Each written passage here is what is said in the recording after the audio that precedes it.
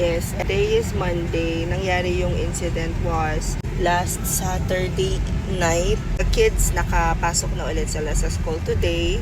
Our next agenda is ipagawa si Shrek. So, come with that. I-document ko lang yung journey because I realized when I did my research kung paano nga ba pagka may ganong incident, wala palang masyadong write-ups or vlog sa mga kagaya namin na first-timers na maka-experience ng ganito. So the very first thing na kailangan yung gawin, to get a police report. Yung SUV namin, nasa garahe siya ng towing company.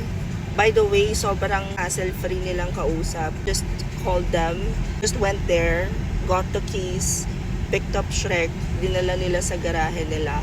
Now, our next stop is dito sa police station. We're here, and that is a success. So, kumain lang kami ng lunch, and then, tumawag na ulit yung police station kasi yun daw representative company nung dump truck doon na along with insurance. So, pagdating namin doon sa police station, wala pa yung lawyer nung kaninong truck. Yun lang is insurance. And the way that I understood, yung explain niya sa akin is because we have comprehensive insurance and might as well just bring our car sa kasa, use our insurance, and then yung insurance na lang namin ang alang maghanap sa kanila or maghabol sa kanila or maningil sa kanila.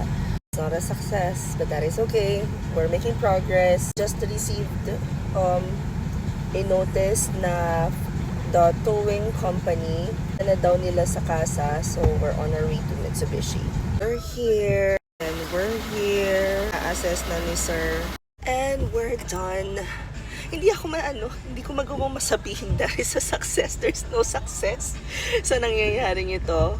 But we were told that now on our way to pick up my sister.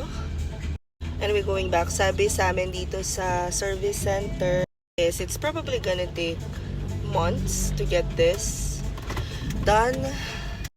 Bale, based dun sa initial na check is around 9 panels yung papalitan plus yung mugs tsaka yung gulong. It's gonna take some time so magpapa-approve sila sa insurance and wala dito yung insurance guy. But yung conversation kasi with the insurance ng truck is insurance na namin ang magko-cover muna, and sabi naman ni sir yung nag-check dito sa kasa, wala pa kaming ilalabas na pera. Anyway, that is it for this vlog. Stay safe everyone. I'll see you on the next one. Bye!